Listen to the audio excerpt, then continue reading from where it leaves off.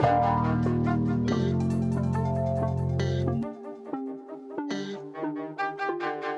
is the Sleepers Podcast. It's Thursday, October 26th, and we just spent the last hour and 35 minutes doing business. We did our business because, contrary to popular belief, Sleepers Media LLC is more than just a lovely duo of friends who enjoy podcasting and enjoy talking college basketball together. Now we are a business. Carter, how do you feel after the last hour and 35 minutes? You know what? I couldn't help but think and manifest the day where when that happens, we go to our phone and we hit up our manager and we hit up our finance people and we're like, I just wanted to let you know you ruined my Monday, or you ruined whatever day it is. You ruined my Thursday because I had to spend the morning on the phone with support, and that's not my job. Now, what do I pay you for? Damn it. This is why you make the big bucks, so I don't have to stress about this.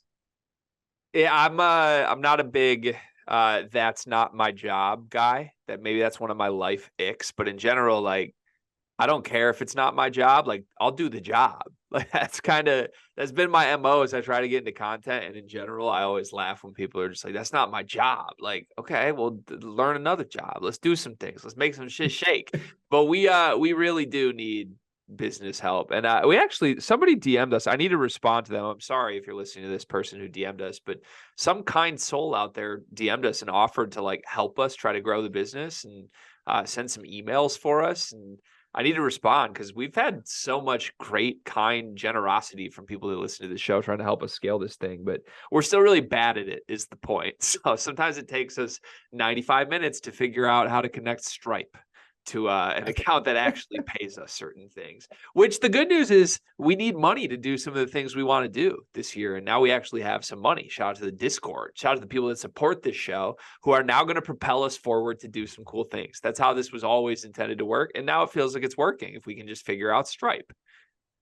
Yeah. And also in the midst of doing that and all the process we went through there, we also got hit with a little bit of reality that we've had some subscriptions and cancellations to the Discord. So for the folks who did do that, would love to know a reason why, because, you know, obviously we want to cater to our Discord community and members. So forever be able to speak up. Don't stay quiet. We're here to listen to you. So please, if it's Greg's fault, let me know it's Greg's fault. If it's my fault, let me know it's my fault, but we would really appreciate knowing. I know why one person left. It was my fault. It was 100% my fault. We'll leave it at that. Hey, your team played basketball, and you, I think, tweeted 13 times about how they're going to the Final Four in a 30-point win over Hillsdale. So that's exciting. We're going to talk about that.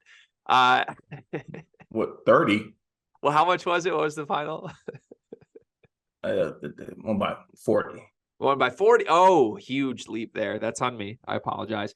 Michigan State did look really good. We're going to talk about that. We have some takeaways. We're also going to define who's the most important player on every single Big Ten team this season. Been a while since we've done a Big Ten topic, and that's a fun little one that Carter came up with.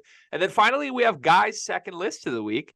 Shout out to Guy. He has his best hires from this offseason. So some interesting things to pull out of that. And before we get into comments today, though, Cart, I'd like to address the fact that we have a list from Booby today that I think might be worth sharing. Would you like to unveil this list? Do we have to? Let me know if you'd like to unveil it, Cart. It's up to you. You could unveil it. I don't feel right unveiling it. Well, Booby, beloved Discord member Booby, DM'd me this morning and just said this: "What's Carter's weight?" That was it. I woke up to that DM. And I said, "What?" I was like, "Huh?" He was like, "It's for a list." I was like, "Oh, so I don't even believe this is your weight, the weight that I gave him, but I thought it was a weight that would apply to whatever list he was making." So, anyways, what weight did you give him? I gave him 260. Thank you. Is that not your weight? I'm not 260. Can I ask your weight? I don't want to body shame, but can I? Oh no, I'm 266 currently as of this morning. Okay, honestly, in my head, I thought you were like 255. You look great right now. So thanks. I know the goal is to get off this list. I think the threshold of this list was 258. I want to get off this list. Hey, the weight fluctuates, my friend. I'm back over the 200 mark right now, but we just got to stay low and build. It is what it is. One too many tailgates in East Lansing. Some chicken, some beers got me back over the number. And look, I said 260. I think that became the bar. So we have Booby's big boys list. He says this is his favorite big boys that are a couple Twinkies away. Have to be over 250 pounds to make this list. And then he has a bunch of players that play college basketball, including our beloved Dane Danger, Eddie Lampkin, BJ Mack, DJ Burns, and then a couple others. Not to body shame any of these guys, but yeah, right in the middle of the list is Carter Elliott, which hilarious. First of all, not to body shame.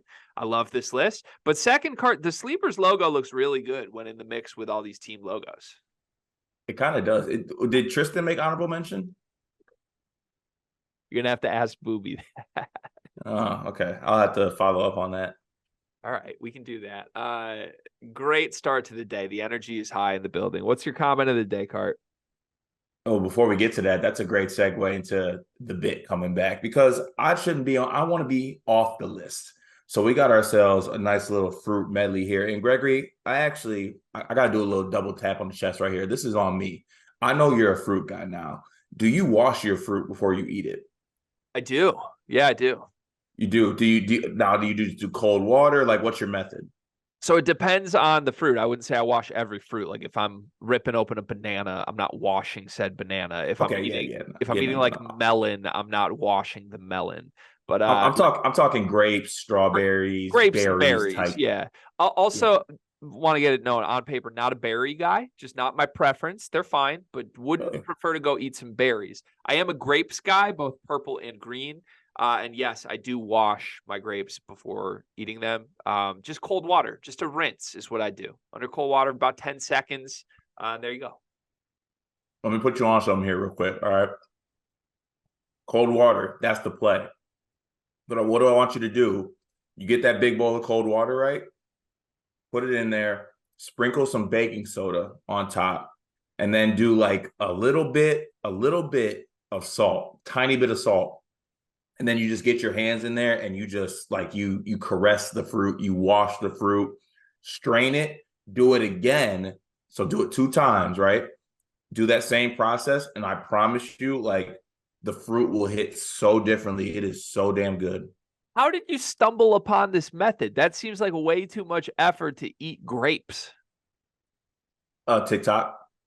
Okay. So I want salted fruit. Doesn't that defeat the purpose of the fruit? No, it's a pinch of it. You don't taste any salt once you eat it. You just put it in the water. It helps actually get the stuff off of the fruit, like the baking soda, the salt. You're actually supposed to use, I think, white vinegar or distilled vinegar, but I didn't want to do all that because it just sounded like too much to me. But at minimum, do cold water and baking soda and just really get up in there with your hands in a bowl and like actually caress and massage the fruit.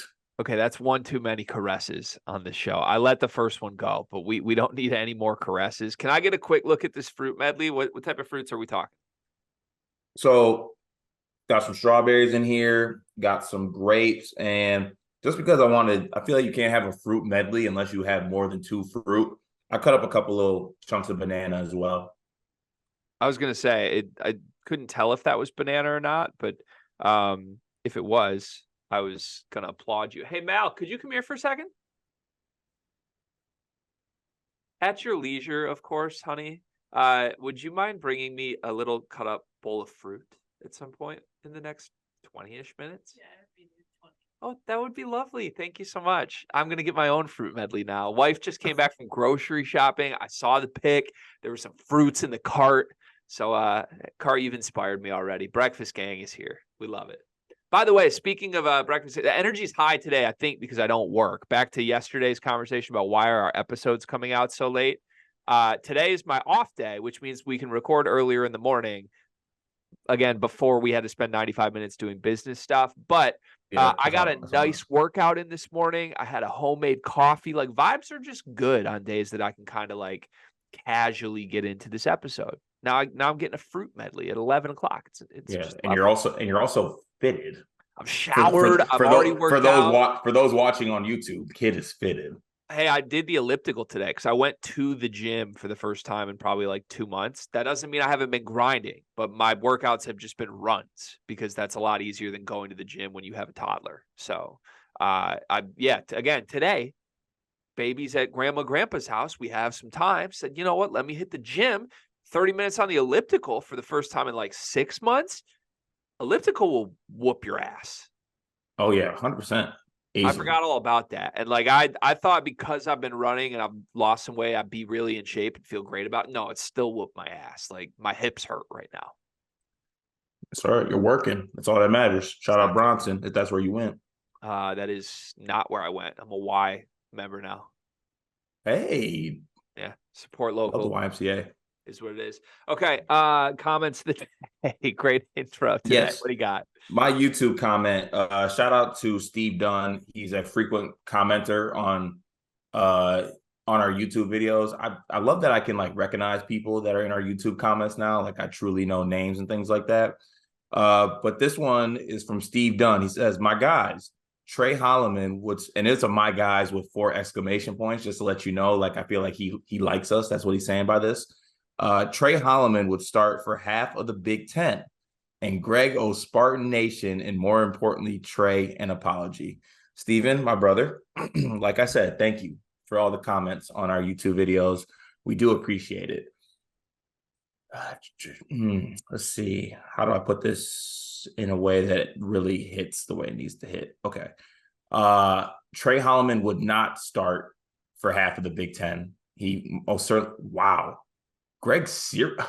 That's amazing. Yeah, but we crossed out cereal and now it says Greg's Fruit Bowl. For anybody listening to the That's podcast. just amazing that you have a actual cereal bowl that says Greg's cereal bowl on it. No cut up banana. Mal. Oh, not ripe. Okay. Understood. Well, Brother, she brings you cut up fruit and your first thing is backlash because there's no cut up banana. I was so sad. You made the banana look so good. I've got peaches and watermelon. Please continue.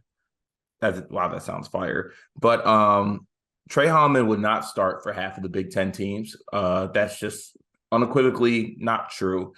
And let's just pump the brakes on any complete overreactions from playing Hillsdale. By the way, Hillsdale disappointed me. Michigan State looked good, yes, but I did not expect Hillsdale to be that bad. They were not good. They were a bad team. Just want to let that be known. My boy Woodham's got a bucket. Yeah, Woodham's looks like he'd be special at a sandbar. Like he looks like he belongs at Torch Lake Sandbar. I believe that wholeheartedly from what I've seen. There used to be special times at my local Bronson gym, man. We had Woodham's. Woodham's had a brother too. Woodham's family was running shit. We had Luke Lito, who was at the time as a freshman in high school here in Portage. He was the #1 ranked baseball player in the country in his grade. Like we just had the dude that went to LSU. Yeah, we had that homegrown. He committed to LSU in 8th grade and he went to Portage Central all 4 years here, but he would come hoop because he played basketball too. And so, it was like the Woodhams and Lito and then like me and Jimmy Cotter and a bunch of old men trying to play with these kids. But Lito never worked out, by the way. I think he transferred from LSU. I don't know where he's at now, but it turns out baseball recruiting is weird, man. You can be #1 in the world to like a 3-star in 2 years. I don't know. Michigan State's good. I'm excited to talk about it in general. I'll reserve my commentary on Holloman and Jeremy Fears for that matter until we get to the segment. But thank you for the comment. I appreciate it. Want to move to the Discord?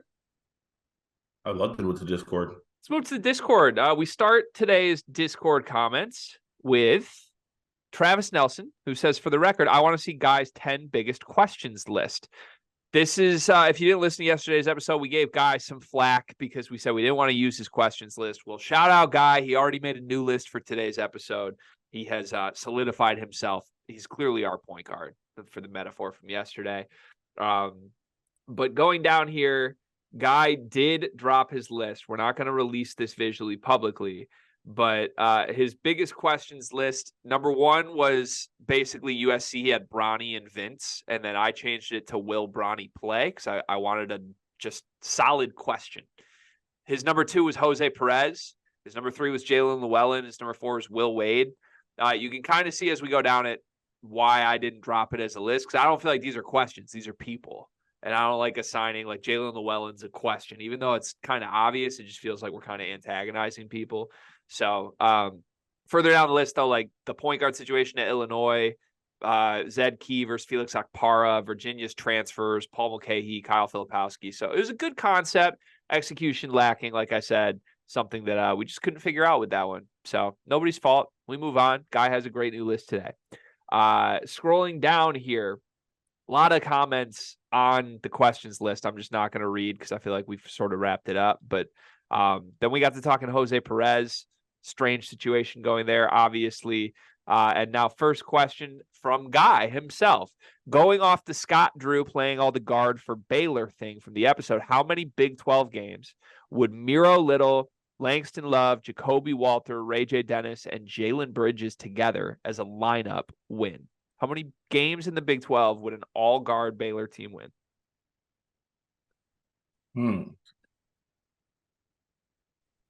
That's a very, very interesting question. Because Jalen Bridges is probably like what, 6'7"? That's what I'm guessing. Probably. Let's see. You know, there's not many like dominant. I mean, you got Hunter Dickinson, unless I'm like completely missing. Caden Shedrick is a good big, but I don't necessarily think he's like a dominate you on the offensive end type big. I think he's more of a lob threat, catch finish, great defensive guy. I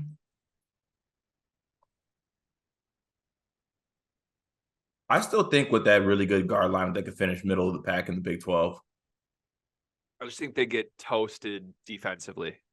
Fun team. I think that team would miss the tournament. Like, you got to have a big somewhere. Have to. Do you? Yeah. Like Kansas just wins against that team immediately. And I guess I don't know how many other dominant centers there are, but like I would assume Houston's going to have some good bigs. Texas is going to have good bigs.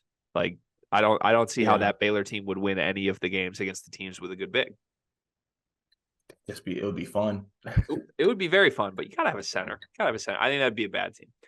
Travis Nelson's back in. He says, I just want this to be known to the body language expert sleepers. Just on that and vibes alone, Jeremy Fears could end up as my favorite MSU player ever. Do you like that call out from a body language vibes perspective? I do like that from a body language vibes perspective. He has a calf tat. He wears an armband. I mean, he's number one. The back of his jersey says Fears Jr. His last name is Fears. Like, it vibes alone, I really like Fears. We're gonna talk about. I mean, his name's Jeremy. That's a big kind of. It holds you back from peak vibes. It does. It does, but I think Floor General picks up for that. Okay. Everything about Fears I love. Don't get me wrong, but like, are we really like just taking another random vibes guy I love? Doug McDaniel wearing 0 with all the accessories, all the tats, and his name is Doug McDaniel. That's special. It's close. Jeremy Fears is great, but that's the bar right now, and it's kind of hard to top. Scrolling down, Trent Frazier is GOAT is in the Discord. First of all, welcome, Trent. I don't know that I've seen you comment in the Discord before, so I don't know if I missed a new entrance or what, but welcome, my friend. He says, is Trent Frazier the GOAT? No. Trent Frazier is not the GOAT. I really do love Trent Frazier, though. Besides when people are trying to argue with me that Tyson Walker is just Trent Frazier, that agitates me a little bit. But I respect Trent Frazier for the player he was and what he did for Illinois. And also, according to my Illinois sources, the kid was special outside as well of State Farm Arena, which completely adds to the mystique for me. So, yeah, a big Trent Frazier guy here. I'd be willing to listen to arguments that Trent Frazier is the GOAT Trent. But outside of that, no, I don't think you could define him as what other Trents is he compared to? Trent Richardson, that like Twitter account Book It with Trent that keeps losing bets and everybody keeps publicly fading. I don't know any other Trents. That's why, like, I think Trent Williams, left tackle from the 49ers. Yeah, doors open for Trent Frazier to be the greatest Trent, I guess, but no, he's not the GOAT anything other than maybe the GOAT Trent. Malik Perry says, who would you rather shoot free throws, Madi Sissoko or Ty Rodgers? Yes, Sissoko's percentage is better, and he shot twice as many than Rodgers. Yay, Booker is a 4 this year. He isn't strong enough yet, and his awareness isn't quite ready for the 5. Yeah, a couple things there. I'd rather have Ty Rodgers shooting free throws. I think Madi's misses are more dangerous. They come off the rim extremely hard. I will say this: Booker did look like kind of lost and a step slow defensively for sure. But like we kind of expected that maybe in his first game. Hopefully that gets better throughout the season. But he also came in the game and strapped 2 threes before we could even blink. So we saw what he could do. Yeah. Yeah. 4 will be very interesting. We'll talk about it later this show. But I would rather have Madi shoot free throws if I absolutely had to. I think Ty is the worst free throw shooter in the country. I really do. I think that man, like, he knew he was going to play point guard. He didn't improve at all at the line. Like, how, I don't know how that happens. Like, I feel, and you can tell me if I'm wrong on this, but I feel like centers at least have the out of, like, I'm a center. Like, I got to work on other stuff. I'm not going to make free throws. I'm a center. Like, Ty's whole thing is, like, I'm a guard, but he hasn't developed any guard skill outside of passing, which he's always had for, like, a wing. But I don't know. Right. I just hold that against. Also even more detrimental. You know you're going to be a big guard. You're going to get fouled a lot. Yeah. Like being a big guard comes with getting fouled. So yeah, I still truly believe that it's mental. I'll never ever forget when Zach Hurth couldn't make a free throw, and our coaches were trying to break down why he's not hitting free throws, and I literally grabbed him by his jersey and took him to the other end. I'm like, dude, just make the damn free throw. And then he went on to like lead the team in like 89%, and he like never missed. Coach Cart, you got to love it. Basketball Jones says, can I get you guys to power rank these Discord rivalries? We have Cart versus Malik. We have Guy versus Booby. We have me and Tristan versus everybody else on food. And then we have Ryan the Lion versus everyone. For those at home that are not Discord members, first off, great plug to buy the Discord because we have all these personalities that have already led into some fun rivalry type energy discussions. Cart and Malik, just they should be friends, but they're enemies. They're Michigan State aligned, but it seems like they disagree on everything. Guy and Booby, I mean, that's again our star point guard versus a 5-star blue chip recruit when it comes to the list game. That's gonna not end for a long time, I'm sure.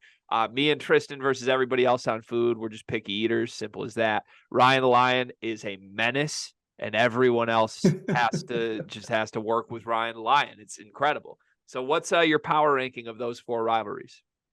I gotta go Ryan the Lion versus everyone at 1 because it's special to take on the whole Discord. Mm-hmm. And he does it with his chin up and with 100% relentlessness every single day. Second, I'm gonna have to go Booby versus Guy just because it's 2 talented people just going at it. Like you don't want to watch a Final Four of Darion Trammell and Brian Greenlee going at it. You want to see, I don't know, you want to see Isaiah Collier versus whatever good point guard. I'm not going to say Tyler Kolek, but that type, I guess. Third, probably me and Malik. I love Malik. Like he's a Michigan State fan. I don't get it, but like if Izzo was to go to the center court and punt a baby into the Izzone, he would find a way to spin that he's doing the right thing. And I just can't rock with that. There's nothing that Michigan State can do wrong. And that must be a great world to live in. I can't live in that world with him. He also comes at me personally a lot. And I feel like if I saw Malik in person, I'd crack him upside his head with love, of course. And then fourth is got to be your food takes. And you and Tristan's food taste, because that's not really even a battle. It's just like you guys are weird eaters, picky eaters, whatever word you want to use. Yeah, I agree. I would I don't have preference between the first 3. All 3 are fantastically entertaining to me. Me and Tristan versus everybody on food is last for sure though. I don't view that as a rivalry. I just view that as like, oh, sorry, I don't care about steak. That's like, man. Okay, moving on. Booby has his player of the day. UC Santa Barbara Johan Traore. I think I'm saying that correctly because at one point Michigan really wanted him. As we know, Traore didn't have the most productive season last year behind the production from the bigs at Auburn. Now at UCSB, he's easily the second option on the team. I would have him as my player of the year if AJ Mitchell wasn't his teammate. That's interesting to me. Unfortunately, I'm going to push back on Booby on this one because I find it hard to believe that he's going to be that good because it seemed like big programs were after him when he first got into the transfer portal, and then they backed off, and then he ends up at UC Santa Barbara. That drop off for me is just, I'm not really sure about it. I think that people have gotten way too accustomed or recency bias with the fact that the Illinois Champaign King AirPods went from not playing to a smaller school and started killing. There's a lot of players who do the same thing that AirPods did and fall flat on their face. But I do like that Santa Barbara team, though. AJ Mitchell, I don't know how I ended up watching him one day. I think he came across my Twitter timeline. He can go. He's real good. But I'm not sure if I'm buying Johan Traore stock. But I do know Michigan felt good about him, probably. So this is a genuine question. Is there any good example you can give me of a 5-star recruit coming out of high school that, whether out of high school or later in their careers, has ended up at a school as small as UC Santa Barbara and turned out that was a good move? He was good there, and then he was back on an NBA trajectory that really worked? To me, I don't think you can really point to one other than your boy, Ray. When Ray naturally went to Detroit over North Carolina and all these other schools. And my objective take on that, I know we might get Ray on the show one day. My objective take on that was that it didn't really work. I think it hurt Ray's stock fundamentally. And then he ended up in the league because he fought through that adversity and, had a nice career in the league. There's nothing to sneeze at his career in the league, but he certainly wasn't an NBA All-Star or anything. To me, if you are that level of prestige recruit guy, you just don't end up at UC Santa Barbara. You just don't. There's too many schools that would see you and notice what you're capable of and make something happen. Now that's different. The Pods example is totally different because Pods was not prestigious recruit. I feel like 4 stars and below, you can fall under the cracks, situational, and people just kind of forget about you. If you were a top 20 recruit in the country, though, that's not possible. Something is up, whether it's Imani Bates, whether it's, I don't know what other examples you want to go through, but I just feel like every example is more about this kid just didn't work than it is everybody messed up and a gem slipped to UC Santa Barbara. Yeah, I agree with that because I literally can't think of anybody else who's taken that trajectory. Because honestly, if you are a 5-star, that'll hold you long and that'll give you enough juice to at least go to another school, another Power 5 school. Yeah, it's like somebody scoops you up and says, "Here we are. Let's get this on tracks." And that's not me rooting against Traore. He could be really good. I wanted him at Michigan, honestly, but that was more because we're so thin in the front court than my belief in his ability as a player. Scrolling down, Coy has a fun question here. Is Terrace Reed better than Dane Danger, or is he the defensive version of Dane? That's honestly a shockingly just perfect description. Isn't that what it is? So I spent about 10 minutes thinking on this. I think that if Dane Danger was on Michigan, Terrace Reed would be the starting center. And Dane would come off the bench. Really? I do. Because more emphasis on defense? I think at least for this year's team, Michigan knows they need to be elite defensively, and Dane's never going to be that. So if you want to define that as I think Terrace is better, you could say that. I think if you put these two on every team in the country, Terrace would be the starting center on more teams than Dane would be. I also think you saw some film, you texted me about it a little bit, Terrace kind of looks all right offensively right now. We got to see it in a real game. And I guess it's just in the day and age and how centers operate. It's just Dane having that offensive bag and be able to score whenever he wants on offense is great. But also if you can get terrorist level defense and then you can just get terrorists just to catch it and finish, Yeah. it's just sometimes that's all the team really needs. So I guess it's just getting that defensive level eliteness down is huge in regards to terrorists. But at the same time, I don't. Dane's bag is ridiculous. As much as Truly we is. love Dane, it is. As much as we like, he's our archetype that we love. As much as we love Dane, I think the hard thing is like, really a best case for Dane to me is what Nick Ward was at Michigan State, which again, bucket, like elite footwork, just you got him the ball. He was going to score every single time. By the end of Nick Ward's career, Izzo didn't even want to like center the team around him. Like it's kind of like that archetype, no matter how good you are in it, is problematic because coaches don't want to win that way. They just don't. Yeah. Except Dane can pass. He's got a little bit more than Nick Ward. Nick Ward was all one hand too. You really think so? I really think Nick is like the peak of what Dane could be. Oh no, I don't think so. Okay. Didn't Nick average like 14 points as a freshman? I don't know if it was 14. Let me do a quick numbers check on this. I'm pretty sure Nick Ward had an insane freshman season. Really? Yeah. I might be. Were we good? It was on the Cash team. Cash was a freshman. Nick Ward as a freshman averaged 13.9 points and 6.5 rebounds and 1.5 blocks, shooting 59% from the floor in 19 minutes a game. Damn. Oh, he was absurd. He was absurd. That was the Yeah, team. I guess I didn't realize that. That was Cassius Winston, Josh Langford, redacted all as freshmen with senior Aaron Harris. Dane is doing that though, but you can throw in 3 assists, the 4 assists with that as well. Okay. Except he's never done that, right? I mean, how many minutes did Dane play last year? Gotta be 19. Gotta be. Yeah, Dane played 20 minutes a game last year and averaged 9 and 5. Like, and I get it. Like when Dane was on the floor, he wasn't the focal point. My guy needs touches, man. He has work to do just to become Nick Ward is the point. And again, Nick Ward, so good as a freshman. 3 years later, Izzo was like, we don't even want you to start. Like it's a tough archetype. And that's probably why Dane's coming off the bench right now. Like coaches don't want to build around that guy.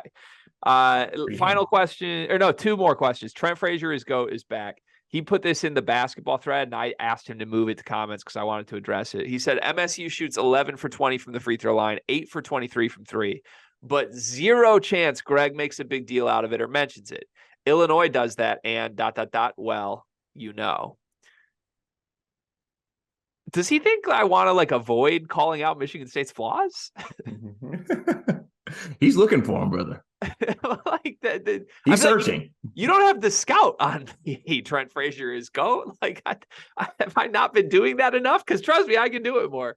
Yeah, we'll talk. Shooting is on my list. Don't worry. We are going to talk. Before this comment, I was going to bring it up. With that said, 8 for 23 isn't like some concerning number, is it? 8 for 23 from 3? No. I was more concerned. I mean, the free throws were bad, but I wasn't.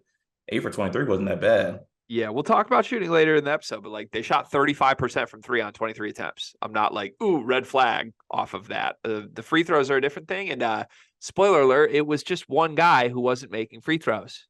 Just one guy who notes pad emoji is a top 20 point guard in the country, and his shot was so improved, I was told. Final comment. It was two guys missing free throws, but final comment of the day from Tristan Freeman. He says, in honor of the Chicago Bulls, which college basketball Power 6 team will be the quickest to call a team meeting this season?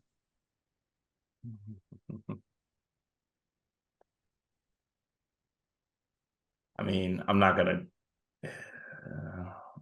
say Illinois because I don't think it is gonna be Illinois.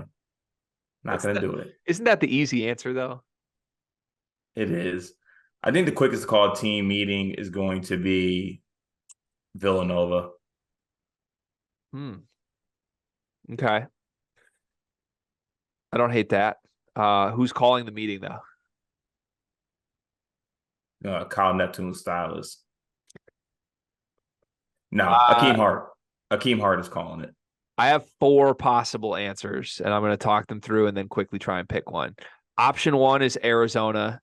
and somebody's calling it. Honestly, Caleb Love might call it himself in a leadership role if somebody's just like shooting and somebody's upset. Option 2 is Kansas. They lose the Champions Classic game, and Hunter's effort is bullshit. And DeJuan Harris and Kevin McCullough say, we're not going to deal with this team meeting. Option 3 is Illinois because it's obvious for obvious reasons. They could call a team meeting right now, and I wouldn't be surprised. Option 4 is my Michigan Wolverines. And that's not because I think they're going to be overly toxic. It's because my boy Jace Howard will call a team meeting. Okay. Like if there's one thing Jace Howard will do, it's have a players only meeting. He's ready for that moment. It's certainly coming at some point this season. It could happen night one. It really could. I like the Michigan call out on that. I'm surprised no North Carolina. No, things are smooth there now. Okay. Yeah. Okay. I kind of like now I'm focused on Champions Classic. I kind of want to throw Duke in the fold there. I think it's Kansas. Duke doesn't have the veteran leadership to call the meeting. I think Kansas, like if Hunter's on some bullshit, I do. You don't think Jeremy Roach is calling one? Like I'm sick of all you young cats. No, he's not vocal like that. I think I think it would be Kansas. Except Bill Self would just call the meeting himself if it's Kansas. I don't know. Fun question. Honorable mention West Virginia. Kirk Creesa calls it. I'm going to stick with Kansas. I think that's the pick. All right. Great day. Comment section. We appreciate you. Vibes are high right now. Join the Discord, please. It's $9.99 a month. We got 56 paid members as of this morning. I know that because of our business meeting. And I also know that 4 people chose to leave us, which hurts my heart and soul. And it hurts my daughter. Honestly, diapers are expensive. So everything helps. Every penny helps. And my daughter's been constipated for 2 days. Okay. That's your fault, people who left the Discord. Let's move. 3 topics today. We're going to start with your team. The Michigan State Spartans looked great. That's all I have for you. We'll talk it more in depth than that. But as far as setting it up goes, Michigan State was really good and more importantly, really fun. Like I said, you were calling it out on Twitter. A lot of Michigan State fans just excited to have something fun that is back. What a wild swing in the last 5 days for Michigan State to go from 49-0 to now Jim Harbaugh might go to jail. And oh, by the way, our basketball team's ready for the Final Four. And oh, by the way, Urban Meyer's coming. I mean, that's just a crazy 5-day swing. But in the meantime, this basketball team looks really, really deep, which we knew on paper, and they look just like one of the must-watch teams. If there was an NBA League Pass thing for college basketball, Michigan State would be there. Michigan State scored 85 points in this game. I believe it was a 40-something point win. I don't have Hillsdale stats in front of me, but I do have Michigan State stats in front of me. Tyson Walker and Carson Cooper led the team with 13 points. Cohen Carr next up with 12. Jaden Akins with 10. Everybody else very balanced. Every single player that is not a walk-on scored in this game. Again, very deep team. What are your first impressions of your Michigan State Spartans?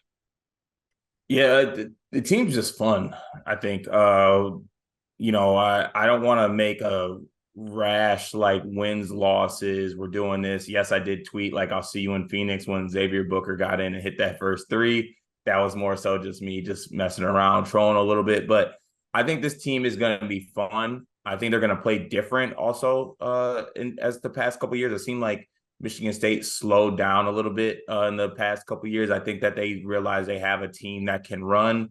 Tyson Walker is going to be incredible this year for this team. Jaden Akins looked like he was doing Jaden Akins things. Carson Cooper looked improved. The freshman showed some things. Really like what Jeremy Fears was able to do, even though he looked a little bit sped up. He did have 4 turnovers in this game. He was still able to tally 8 assists in this game, which I believe was tied with A.J. Hoggard for the lead. So, all in all, just a fun game. Saw a lot of fun things. Cohen Carr is a monster. I don't think I might have missed it in the film I watched on him, but I didn't realize that he was so relentless attacking the glass, especially on the offensive end. I think he can improve a little bit on that on the defensive end if he attacked it with the same veracity. But, man, he attacks the offensive glass hard. Carson Cooper was all over the offensive glass. I mean, there's not really many negatives to me to say about the team.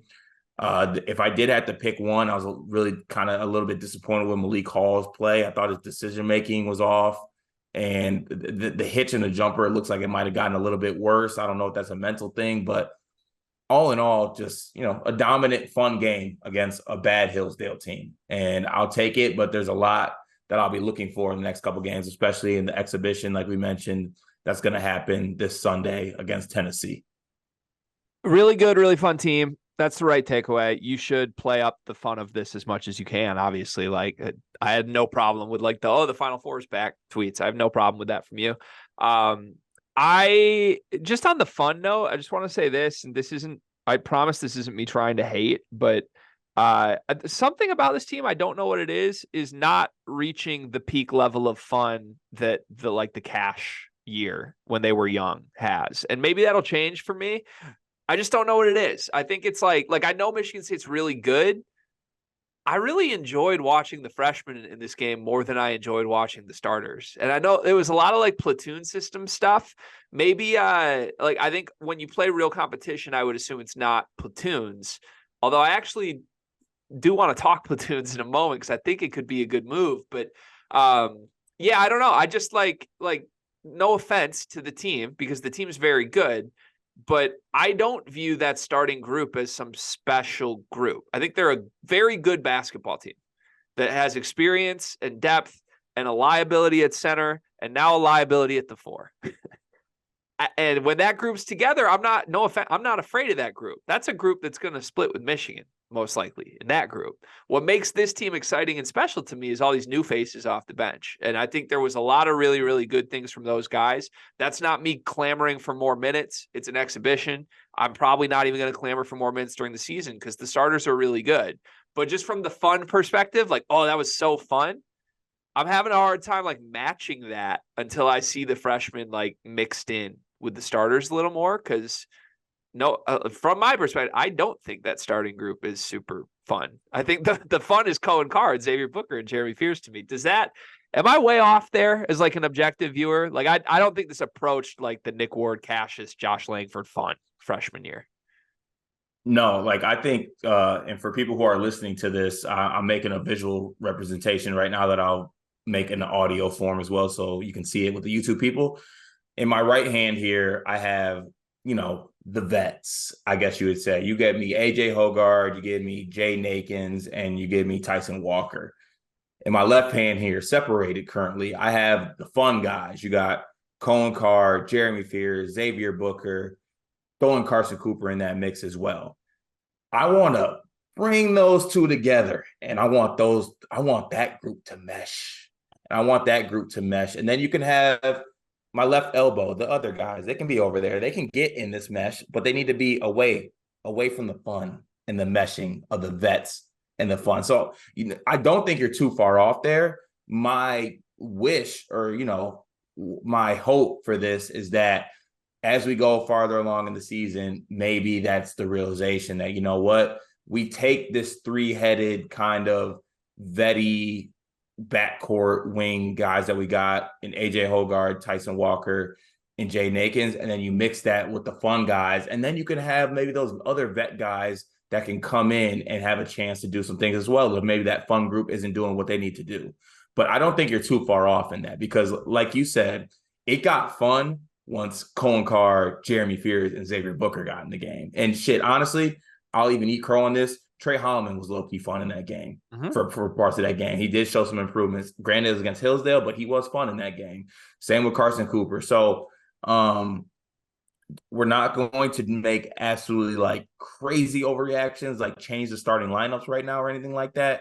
But I will say it should be as of note that, there should be like a maybe thought that later in the season, you can mix those two groups of like fun and vets and see what it looks like. So I think it could look really, really good.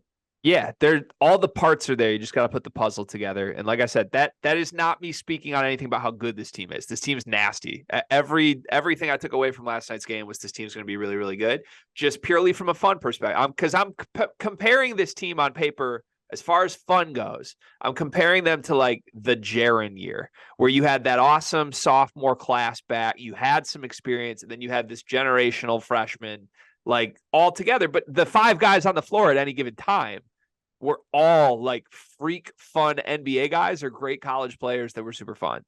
this year's team, like I can't, my fun brain can't get past like Mady Sissoko's on the floor for 20 minutes for this team. That's not fun. Like, and I don't mean to harp on Mady, but that's where this sort of starts for me. Let's move into actual basketball though, not just fun. Nobody cares on who I think is fun or not. You called out Trey I Holloman. care. You called out Trey Holloman. I'll lump him in together with Carson Cooper. Two guys that but more me, have been very harsh on, have kind of said, I don't see it at all. I don't think you guys want these guys in the rotation. Well, Trey, I thought looked much improved. I know Coy, some people in the Discord didn't necessarily see it the way we did with Trey. I'm not saying he was mind-blowing, but last year I thought Trey was unplayable every time he stepped on the floor. This year I'm like, oh, he actually, like, he had a steal turned assist. He hit a three. Like, he was doing productive things on the basketball court this year for the first time I've ever seen. And Cooper, shout out to DK. I'll give him credit. I mean, he's been waving this kid's flag since the moment he stepped on the floor. And I've just thought he was flat out wrong. I've thought he was ponying up for a guy he just likes watching more than Kohler and Mady. But again, competition level aside, Carson Cooper looked really, really good last night. You can see it. He's mobile. He can catch the basketball. He can do a lot of these things that Mady Sissoko struggles with. I see the makings of the best center on this roster right now in Carson Cooper. So do you agree with me? Like, are those two guys that you kind of were surprised in a positive way by from this game? Yeah, I mean, I think looking at it head to head, Carson can just do things that Mady can't really do. And speaking to, also, I do want to shout out DK for doing that and also calling that out, because he definitely did, and I definitely pushed back on him with Carson Cooper. Granted, still got a lot of season to go, still got a lot of games to go, but right now I see what he sees. But the thing that people would say would be like, Mady is more of a physical presence than any of the other centers. Now I don't necessarily think he's the most physical presence on the floor. Like, Carson Cooper looks physically bigger. He looks stronger. He looks just as quick as Mady. I still see the struggles on the defensive end as far as rebounding, not necessarily defensively, but defensive rebounding. There was a lot of moments in yesterday's game where it seemed like Cooper, and especially when he was on the floor with Booker, they were really struggling to secure rebounds against a very, very undersized Hillsdale team. So that was a cause for concern for me. But I just think when you look at it, you go head to head, there's not really much that Mady does better than Carson. Like, that's just is what it is. Now, that doesn't mean that you don't play Mady at all. I think you're gonna need a backup center, but I think that maybe the role should be switched between who's the backup and who's the main guy. Yeah, and I don't know that they will be. I mean, it's day one, so I don't want to say anything definitively, but it certainly feels like to me Izzo is comfortable with Mady Sissoko as his starting center, at least with the three guards. Like, I don't know necessarily if that is what it is, if Mady's just like wired in defensively with those guys, but I don't think he'll be swift to make any changes, no matter how good Carson Cooper looks, quite frankly, because I think he's pretty comfortable with Mady. Let's talk about the freshmen a little bit. Certainly flashes from all of them in this game. Xavier Booker stepped right up, made a three almost immediately. He made 2 threes in this game. Cohen Carr was third on the team in scoring. He had the highlight dunk.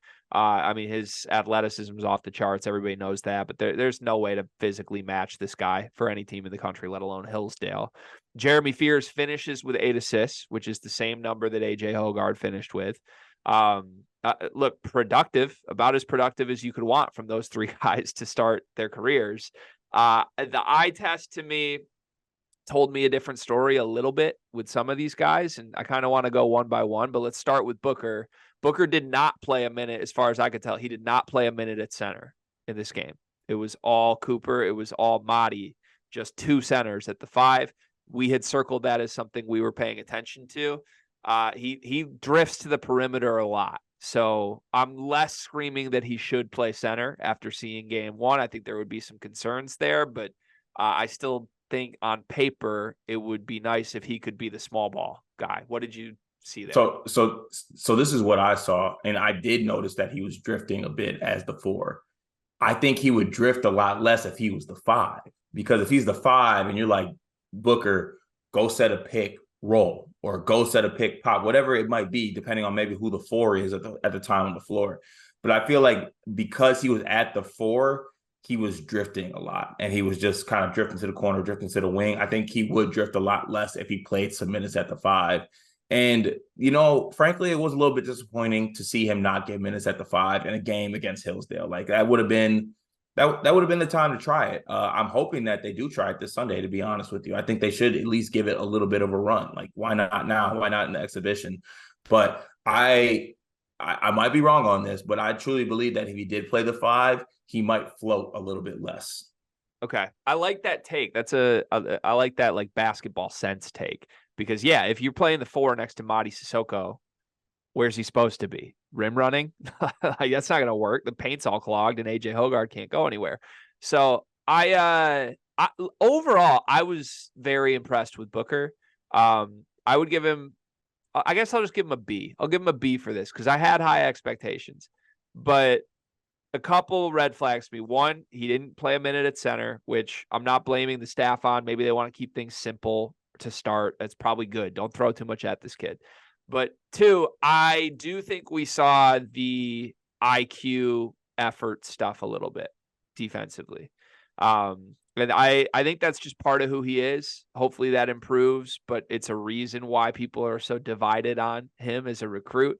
It's like why you saw the tantalizing rise up to fifth best player in the country and then the fall back to 80 because it's like this guy's lazy.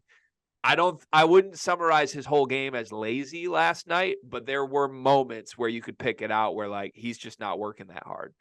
And that's obviously got to change if he's going to earn real minutes in a front court where there's Malik Hall, there's Cohen Carr, who is working hard, and then there's two centers. Like I started doing the math on this.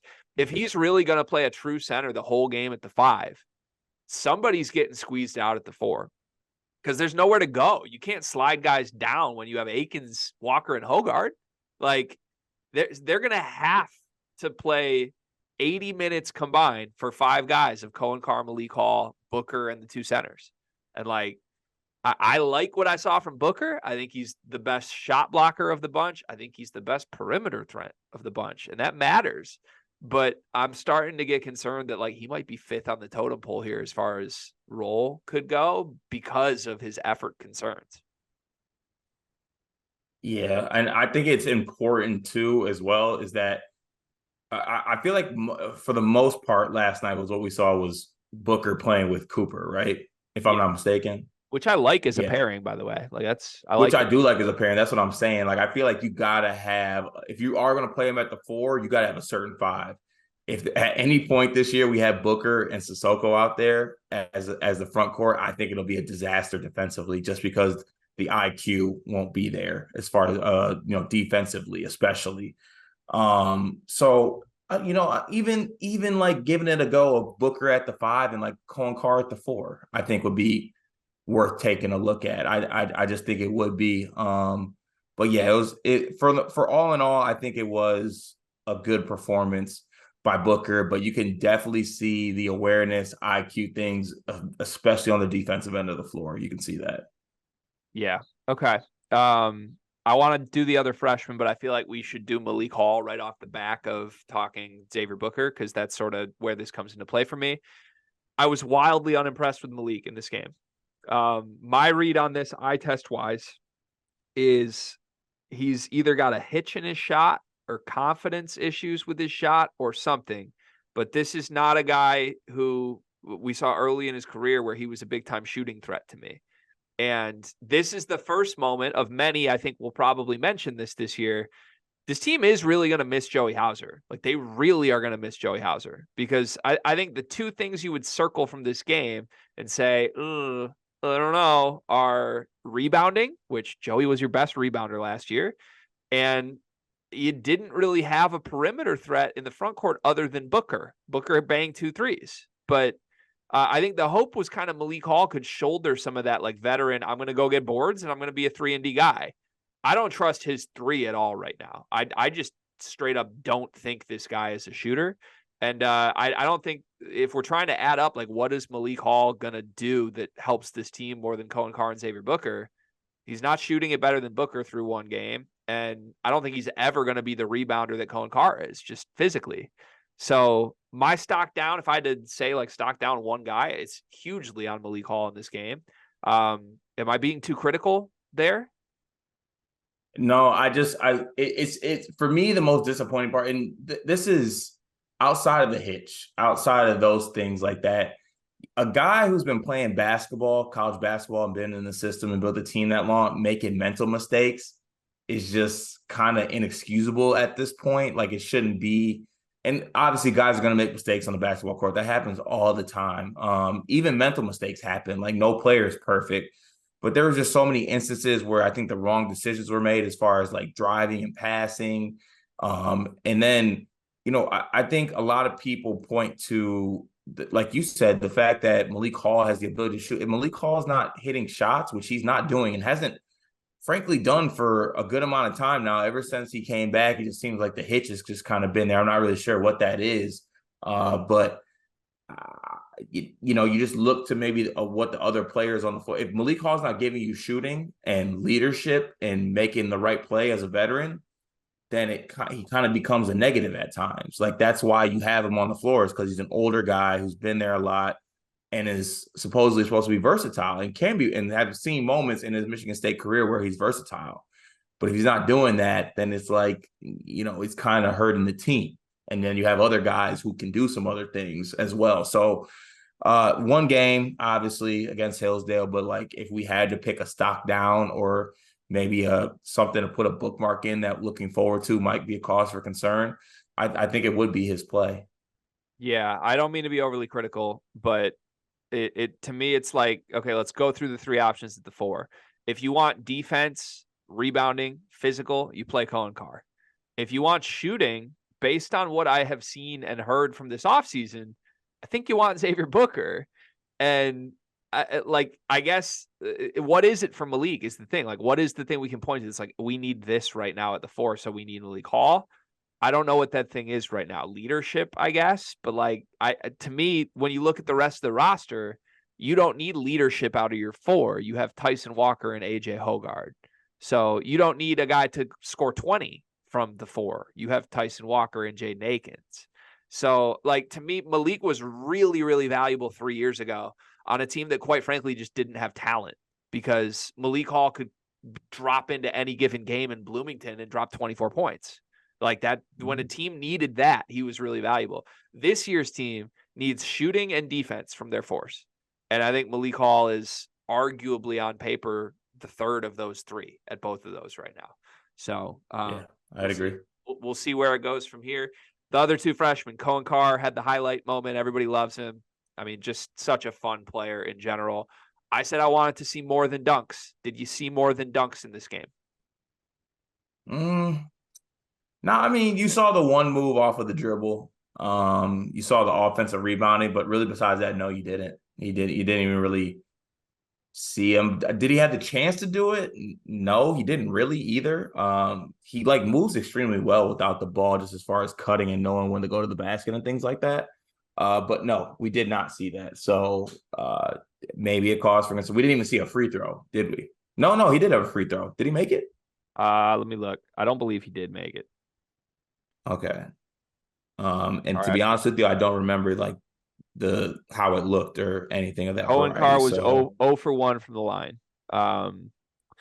Yeah, I'm not concerned. Like I still want to see it. I think you called it out correctly. He didn't need to do more than what he's great at in this game, which is probably a good thing. There probably won't be many games this year where Cohen Carr needs to do more than fly up and down the court and dunk. What I will say, are we sure we saw the offensive rebounding? He had 1 offensive rebound in this game.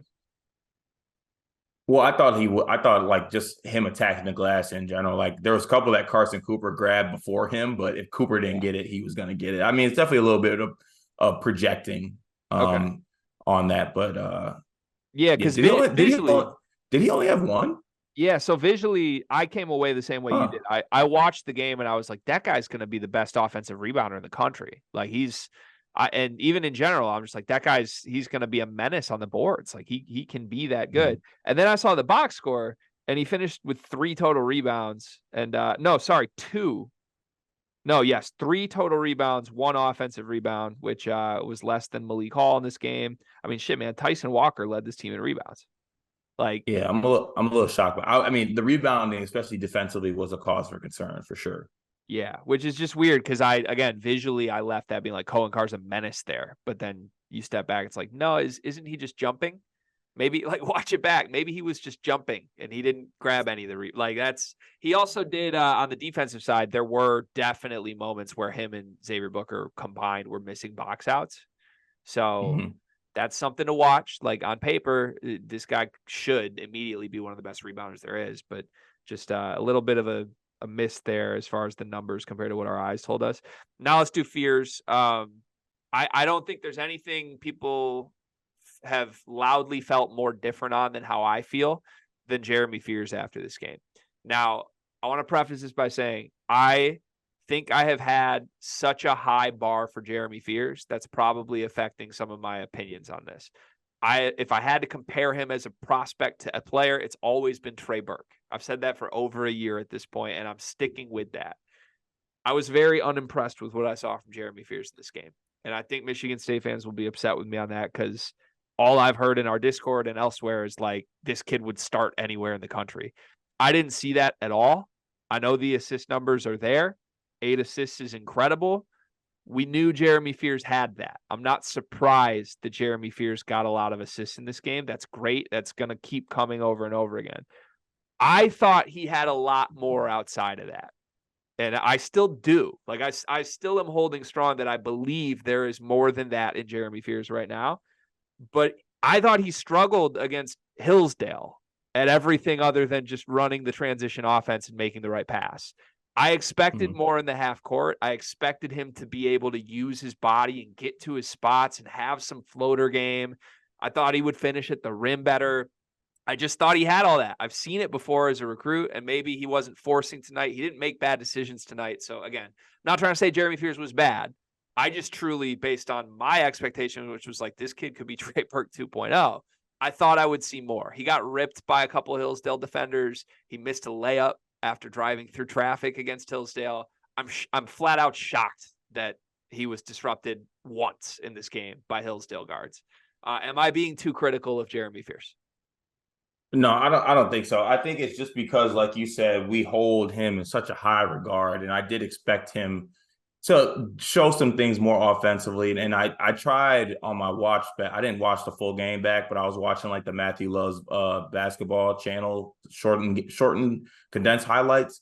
And I don't know what it is exactly. It just seemed like I don't know, maybe like first game jitters or something like that. It just didn't seem all the way there for some reason. And I was trying to like make an excuse. I don't know the words excuse or like think about why that was. And maybe it was him playing next to Trey Holloman. Maybe that didn't really necessarily work for him because he seemed like more of the setup guy.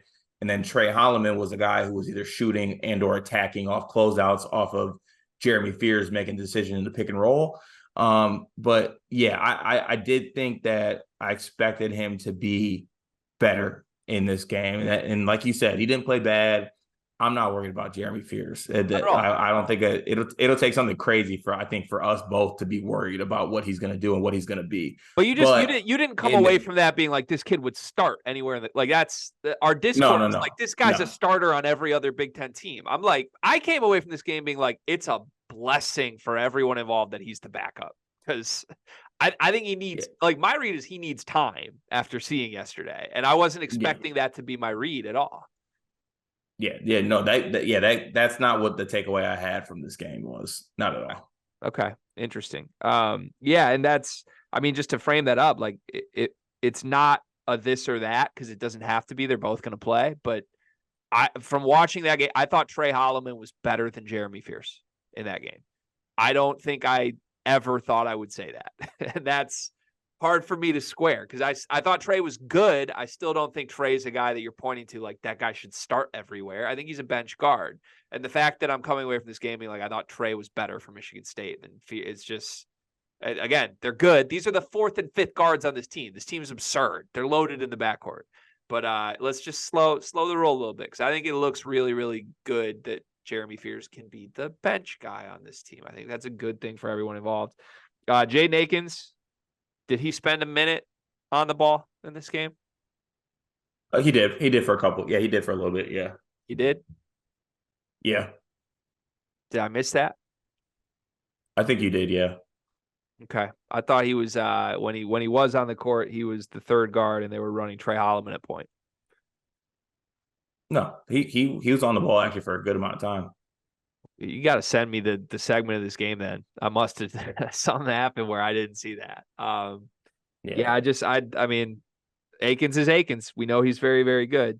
0 assists, 1 turnover from Akins. Not exactly seeing the expanded on-ball role that we thought might happen. I will tell you what, Gregory, watch this game back or watch him after those ball highlights. There were some passes made by Akins that were just misses by other guys. He had like some drives and like swung to the corner. One to Tyson in particular, where Tyson was wide open.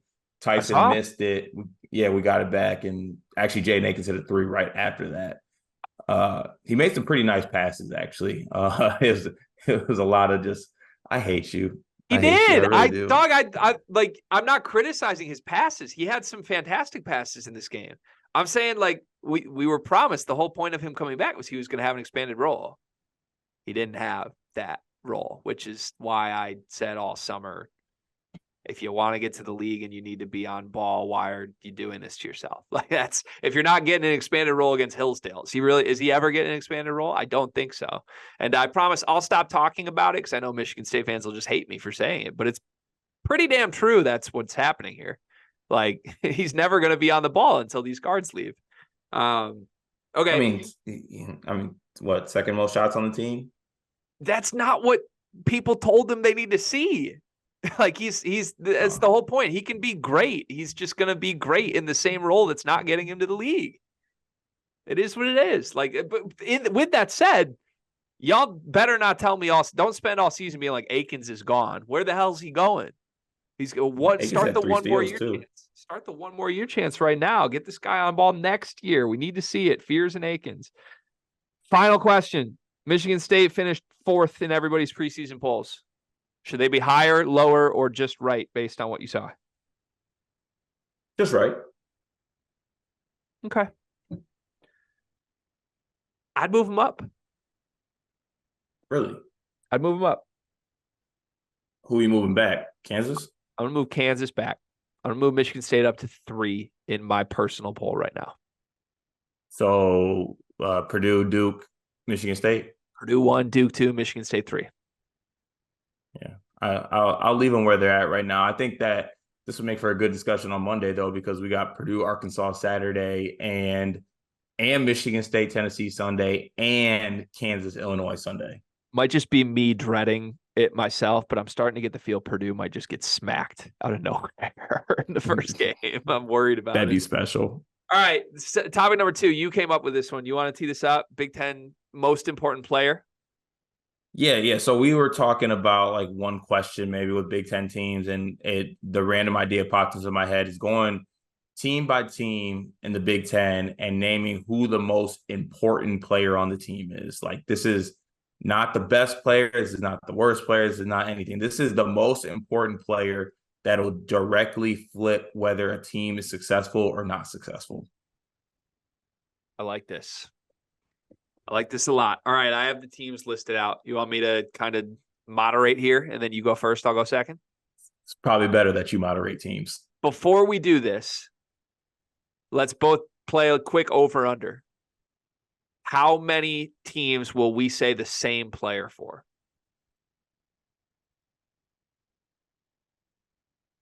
6. That's where I'm at too.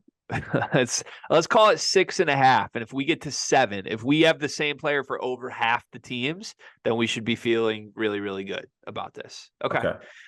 Team number 1, are Illinois Fighting Illini.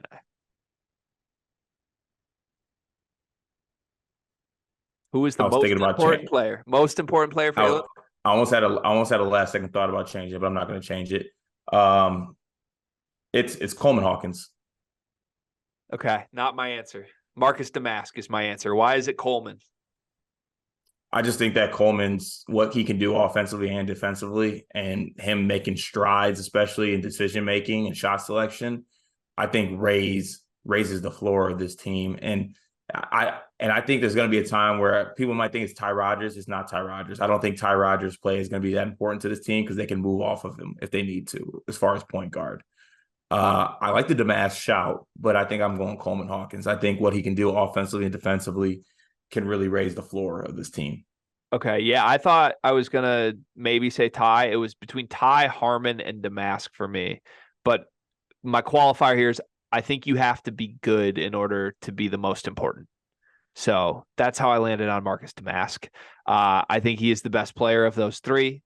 And yeah, no, I don't hate the Coleman shout, I guess, but I think my stance on Coleman currently right now is he is what he is. I think him and Terrence Shannon are what they are. I don't think there is much of a leap coming for either of those guys. I don't think Terrence Shannon is going to be like a first team All-American. I don't think Coleman Hawkins is going to go from like 9-5 to 15-7. I maybe I'm wrong. I think if Illinois is better this year, it's going to come from somebody around those guys. And I do think Damas could potentially be that. He had 8-6 in their first game, and everybody seemed very impressed with that. If he averages 8-6 this season, I think Illinois will be very bad. So 8, 6, and 6. 8-6-6, you're right. Shouldn't forget the 6. But I think weirdly, I think they need more from Damask if they're going to be ahead of where they were a year ago. He can't score 8 points in games, even if he is getting 6 assists. Moving to team number 2, who is the most important player on Indiana? Kaloware. We're gonna go way under 6 here. Mine is Xavier Johnson. Why? I think Xavier Johnson is what he is. I do too, but couldn't he be what he is in a backcourt that lost Jalen Hood-Schifino and just be asked to do way more? And by default, that looks different. Because I feel like Indiana has staked their whole season on Xavier Johnson is good.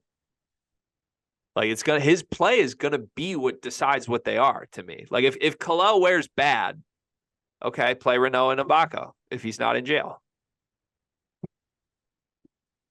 Like yeah. I just feel like if Kalel Ware does what he does against folding chairs, like it's gonna be scenes, and there's no one that could check him in the Big Ten. Okay, I like that. I strongly disagree that that's the most important player on Indiana, but I like the call out. Yeah, we are going way under. We're going way under. Team number 3, the Iowa Hawkeyes. Who's their most important player? I think I'm sorry. I also feel like you're changing your answers now to try to match mine. Am I wrong on that? No, I promise I won't. But now it's in my head that we're not going to be the same. I said Tony Perkins. It's Peyton Sandfort for me. Why is it Tony Perkins for you? Because if Tony Perkins is what you think he is, Iowa has a chance to be good and be like this high usage. He's the next high usage great player. My second player would have been McCaffrey, but I went with Tony Perkins because I think like he's going to be the one they prop up as the high usage, do it all guy. And like you have tried to tell me before, Perkins can be that guy. I don't see it, but I think he can be that guy. I think he can be that guy, and I think he will be that guy. But to me, like I don't view that as important almost because I'm penciling in whoever Fran decides is his first option being great. But that like they've had great players in that role before, and it hasn't meant they're a great team. You know what I mean? So to me, I'm more concerned for Iowa basketball, who is the Robin to the Batman. The Batman's going to be Batman. We got Fran. A Fran offense first option is good. We don't got to worry about that. We do got to worry about what does Peyton Sandfort look like. Is he the same guy last year that shot 34% from 3? Or is he a 15 a game scorer and now they have this two-headed monster? Like that's where I'm framing it. I would not put Pat Calf even in the conversation, like no offense, but given his whole career and his struggles with mental health, like I don't think it's fair to expect or even ask much more and say he's that pivotal to this team season. I think it really comes down to Perkins and Sandfort, and we just pick each other's guy. Peyton Sandfort will be the worst Sandfort on Iowa this year. That's an insane take. You really like Price? No, It's an I think insane. people need to start having a long look at what Peyton Sanford actually is. I think Michigan State fans look at him a lot differently than other fans look at him. I think you're right on that part, but I think that's a take just to have a take that he's not the best Sanford brother on this team. Come on, dog. Okay, let's move on. Maryland. Who is the most important player on Maryland? Can you say yours first? Please tell me No, we I'm got it always right. saying yours. I have them listed right here. I can see them. I have Dante Scott. We might not get one. I have Deshaun Harris Smith. Why is Dante Scott so important for this team? why So I think why is Deshaun their Harris, why is their fourth option big, who has just been 9 a game his whole career, their most important player? because I'm penciling in Reese, Jameer Young, and Deshaun Harris Smith as being good. Like Okay. I think they're going to be good. I don't think there's a chance any of those guys are bad. To be honest with you, But there's then a chance that Dante Scott continues on the path, and then the fact that he's got worse every single year. wouldn't If he, Kaiser then though, if you're going that route, the other three are good. Wouldn't Kaiser be the most important? I had Kaiser at first, and I switched to Scott. Okay. I thought about Kaiser. I think it's whichever one of the freshmen you think is the bigger needle mover. Because Young is what he is. I think Reese and Scott are what they are. That's a good team Okay. as is. It's like, is one of these two a superstar or not? Is what decides Yeah. Maryland season. If I was going freshman, I would have went Kaiser. Okay. You're rock solid that Harris Smith is going to be that good. Mm-hmm. If that's true, then he's their most important guy, though. Like, I know he's going to be good. okay. But this isn't I guess this isn't like biggest question mark. This is like what's most important. Like if Harris Smith is as good as you think he is, then he's their most important guy. Did I just do this exercise completely wrong? I don't know, man. Let's go to team number 5, Michigan. My Wolverines. Who is the most important player on Michigan? Doug. This is a layup. Thank you. Doug McDaniel. Doug. That's one. I would have been really mad if you didn't say Doug McDaniel. All right. Do we need to talk about that at all? I mean, he's alone in the backcourt. He's their everything. Yeah, he's the do it all point guard. Okay. So we're 1 for 4. Still a slight chance we backdoor cover this. Who is the most important player on Michigan State? This is the hardest one. This is the hardest one on the list by far. It was. I said Tyson Walker. Okay. This might be the first one that you gave a better answer than I gave. Yeah, I think it's Tyson Walker. I think Tyson's going to be great. I'm not upset that Tyson's going to be great, but there's a lot of pressure on Tyson to be good because we don't know what the other guy, like the reason why, and I know you pointed out that Michigan State lost 13 games last year, but the reason why they were so good and the year before, and the year before. God damn it, Gregory. Tyson and Joey were so consistent throughout the whole year that the fact that shortcomings with other players or other players not having to step up didn't necessarily matter. Like if Tyson, let's say, goes through a rough patch or goes through some tough times or something like that, it's a scary proposition to be like, okay, AJ Hoggard has to be the guy to step up, or shit, even Jay Nakins has to be the guy to step up. So I think it's very important that Tyson Walker is the all-American level type player he can be. Okay, I like that argument. First off, I love that you're manufacturing adversity for your best player, first of all. Like, if he goes through some tough times. Second, if he did go through some tough times, it would be AJ Hoggard, then it would be Trey Holloman, then it would be Jeremy Fears, then it would be Malik Hall, then it would be Jaden Akins who's asked to pick up the burden. They really trust. They just don't. They don't give Jaden Akins much leash. I think I should change my answer, but I'm not going to. My answer was Carson Cooper. Based on everything you said, I would like to change my answer to AJ Hoggard because I think Tyson is what he is. He's a fringe All-American. That's great. Like him being back to the conversation from weeks ago. If he averages 17 a game or 15 a game, it doesn't matter. That's the same to me.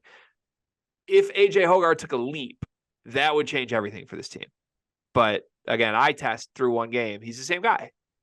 But AJ could be a leap guy. My original answer was Carson Cooper, though, because this got totally switched after the first, whatever you call it, exhibition game. I just finally see it. I feel like my eyes have been opened.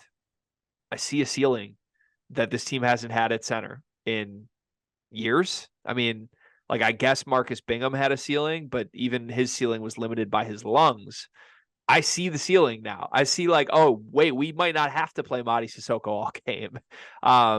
So I don't want to fully buy the stock yet. I'm holding, although I've never had it, so I don't know if I can hold it. But I guess if Carson Cooper was just a really good center, this team is like number 1 in the country good, not number 4 in the country good. So that's my Yeah, answer. just something didn't sit right with me about me saying the most important player Yeah, to my team is Carson Cooper. It didn't sit right with me. it feels really wrong. I should have picked AJ Hogard for that. Let's move on to Minnesota. We are 1 for 7. No, we're 1 for 6 right now. This is our 7th. Who's Minnesota's most important I player? didn't I didn't pick a player from Minnesota.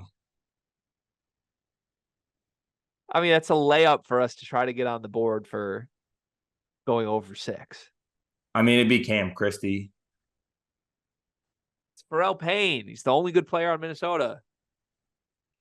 Like, could Pharrell Payne be a first team All Big Ten guy? Yes or no? That's all that Maybe. for Minnesota. That's But okay. I literally did not pick a Minnesota player. Okay, let's move. Do you know who Pharrell Payne is? Yeah, the center.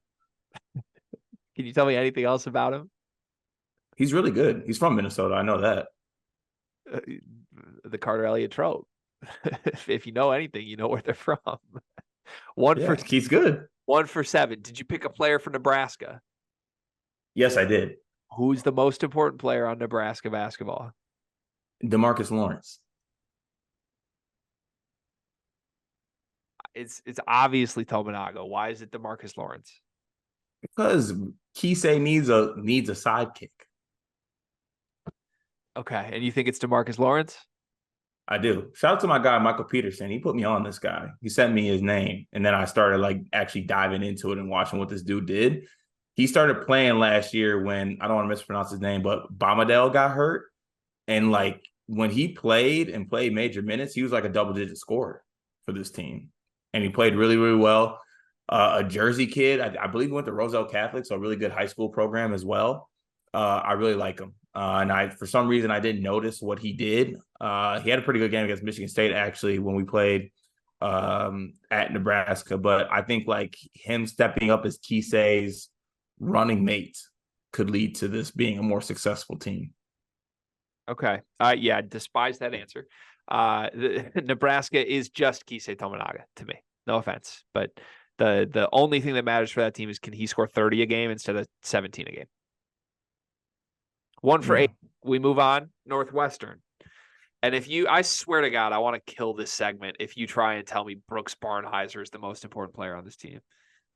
It's Budarius. It's Budarius, man. Okay, thank you. Thank you. So, okay, we've reached a point of clarity where if it's a team who has nothing except for one guard who's going to be on the ball, then we can agree that that's the most important player. We have Doug and we have Boo.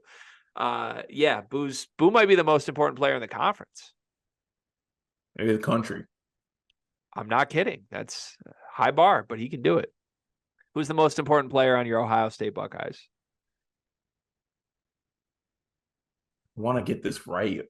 All right, I'm not gonna change it. It's still Bruce Thornton. If you changed it, who would you have changed it to? Or I probably would have changed it to either Middleton. Probably Middleton. Okay. Yeah, this is other than the Michigan State Carson Cooper answer, this is the only other one I didn't feel great about. My answer is Jamison Battle. Here's why. I'd say okay. I like your answer. So I think that Bruce Thornton, while very good, I think that Bruce Thornton is what he is. And I don't think there is going to be much of like this guy becomes a 3-level facilitator, like an all-around point guard. Bruce Thornton is a bucket. He's came straight out of the Bryce Sensabaugh school of just a bucket.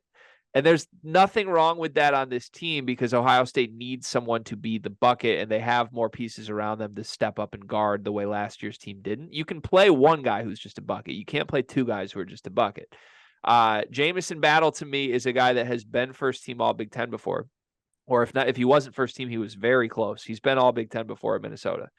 And Mhm. from that first scrimmage, like it's causing me to reevaluate everything I think about Ohio State, because I think Jamison Battle in the Ohio State Chris Holtmann offense, which has been so good for wings, could end up being, if not the best wing in this conference, one of them immediately. Like he's not going to match Terrence Shannon, but he could be right behind him. So to me, I'm starting to flip more of like what can Battle do for this team more so than I am Bruce Thornton needs to be an All-American for this team to be good. Yeah, I like that. I like the Jameson Battle pick a lot.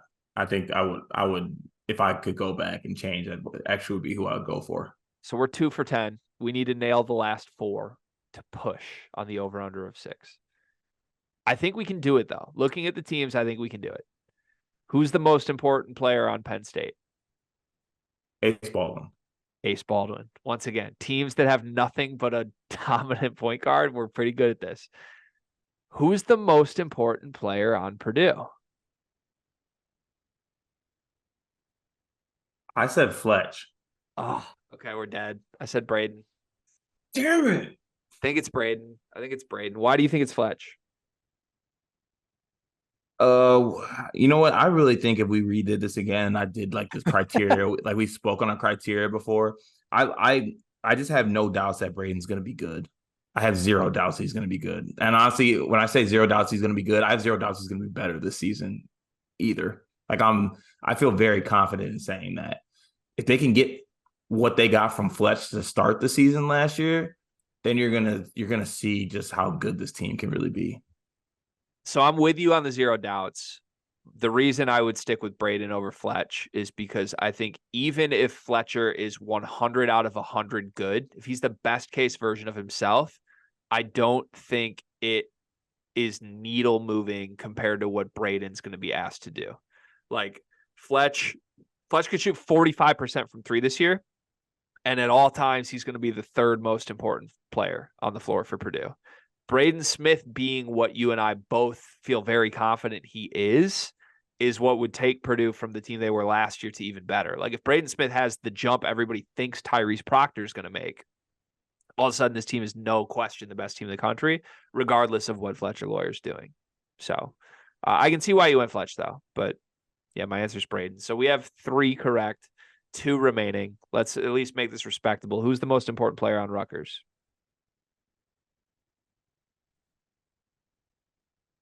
I said it's Derek Simpson. It's Derek Simpson. Yeah, it's Derek Simpson. Okay. They need his offense desperately. I don't know what else they're Yeah. gonna do. It could be Griffiths too, but I think I got scared you're gonna go Griffiths there.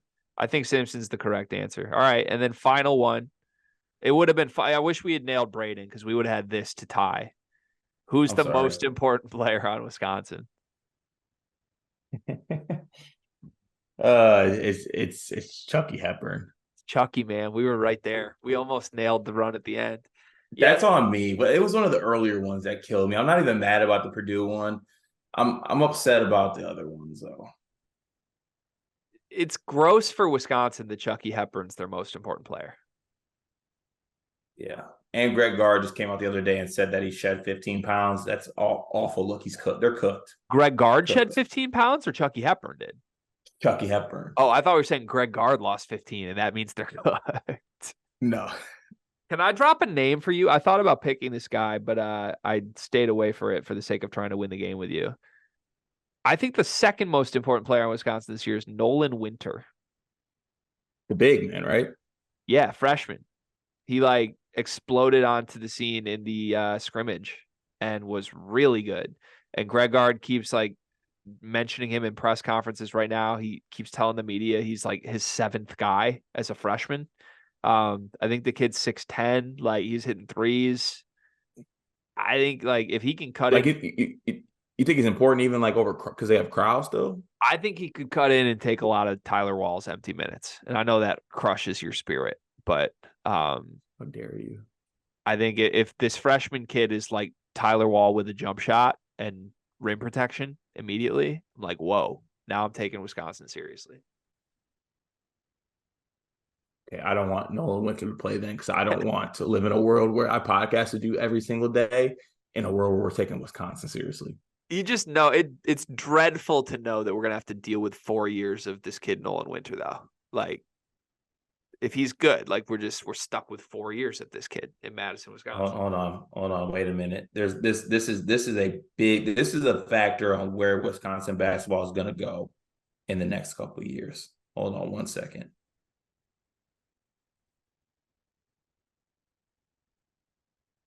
Okay.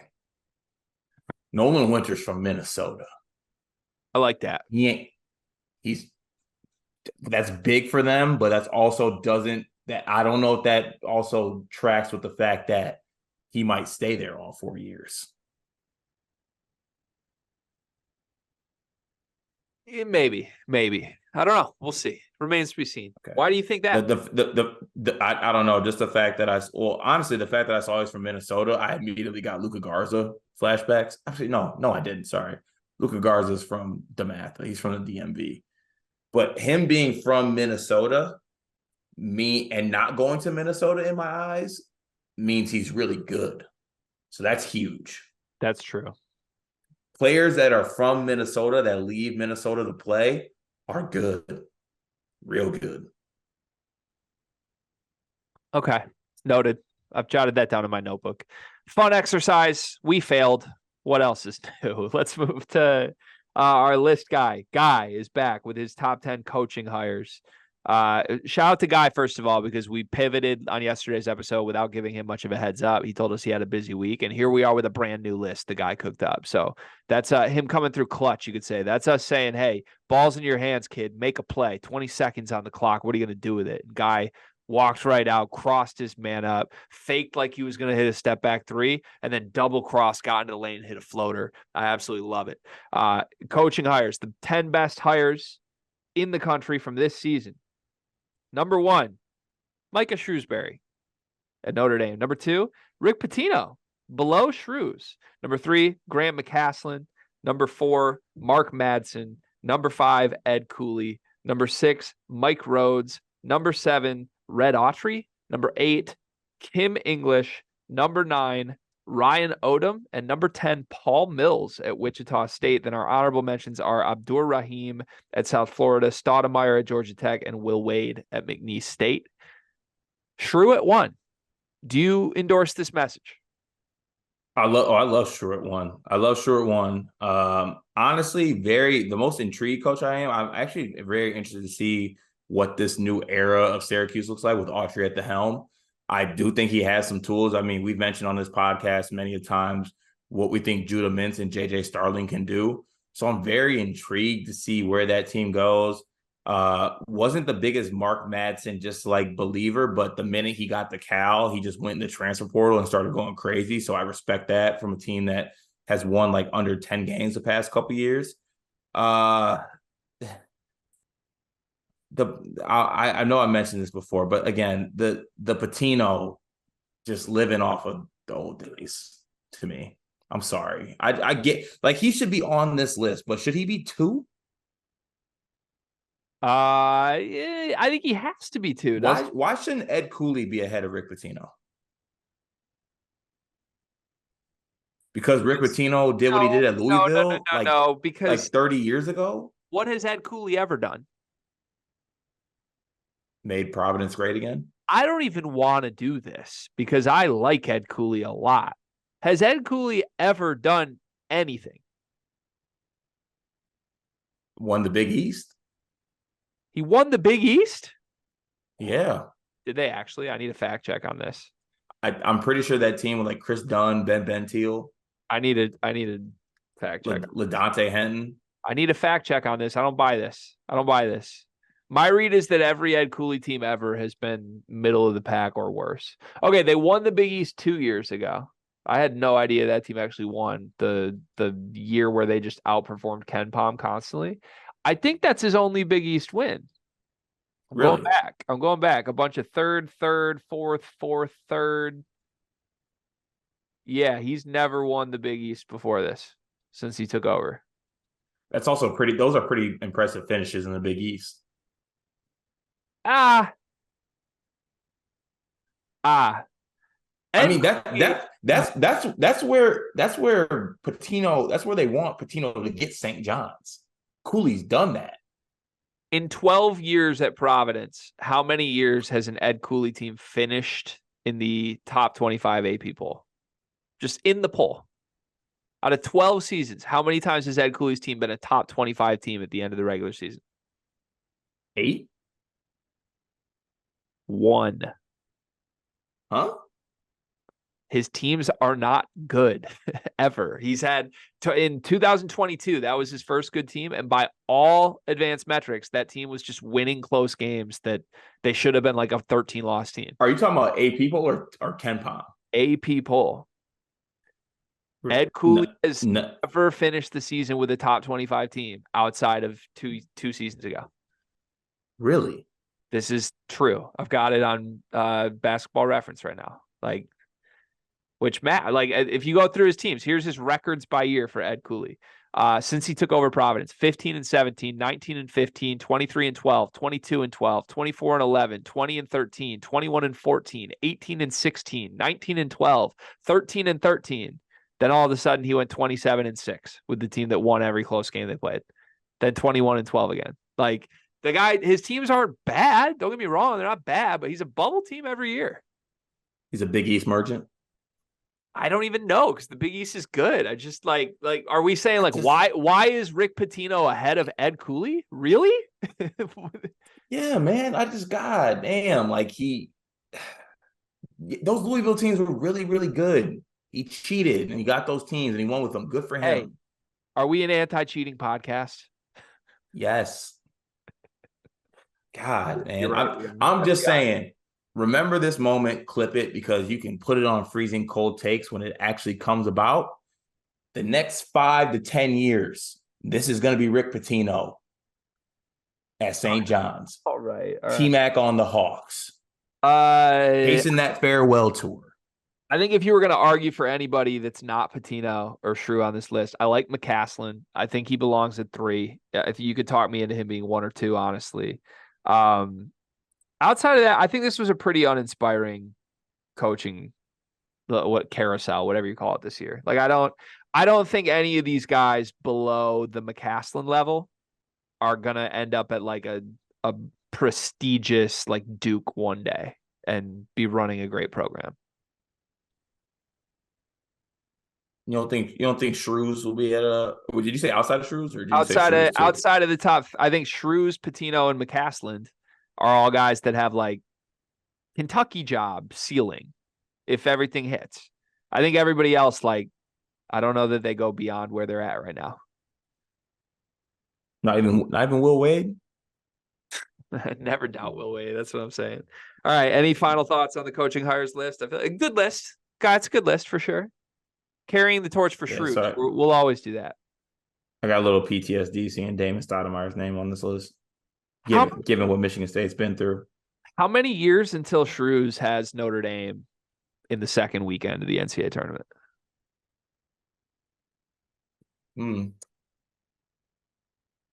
Probably 2 to 3. I'm gonna say 3, but I think that's good. Like, Shrews is on the come up. We believe it.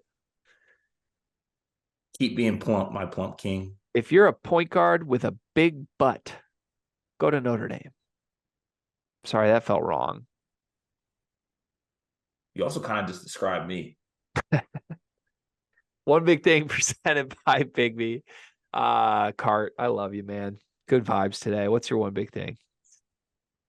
I'm kind of mad because I ruined my one big thing when I explained the washing of the fruit. I truly want everyone who listens to this episode to go out and the next time you eat fruit, wash it, taste it, and tell me just how much better it tastes when you actually wash your fruit. And make sure you use the cold water and the baking soda. Wash it, caress it a couple times, Jesus, and then strain it, and it'll taste so much better. I promise you. All right, just a lot of caressing from you today. Lovely, thanks. Caress it. Stop it. My one big thing is, like I said, I went to the gym, the actual gym, for the first time in a couple months amidst my workout phase. I forgot how much listening to music at the gym hits differently than just listening to music elsewhere. So, pulled up, put on For All the Dogs. First time in a gym setting and not just like in my living room or in the car, have a new appreciation for that album. Just wanted to say that. Has your favorite song on that album changed since last time we spoke? Maybe after today's gym trial, but prior to today, no. Prior to today, I've been very out on that album. Today, I'm like, wait a second. This kind of going as I'm hitting mile 2 on the elliptical. Like, wait, hold on. Love But I think that. that's just the gym boost. Like, I think you could do that with pretty much any music and you get the gym boost, you know? Yeah, except Chance the Rapper, but yeah. You can't listen to Chance at the gym. Yeah. I'm on the elliptical. Yeah, love my wife. That's basically me. That's basically the story of my life right there. All right, good show today. I think we got a Riley Friday coming tomorrow. If not, I have a creative option for tomorrow's episode, regardless of if Riley is here or not. So That could mean anything. see how it goes. Have a great day, everybody. We'll see you later.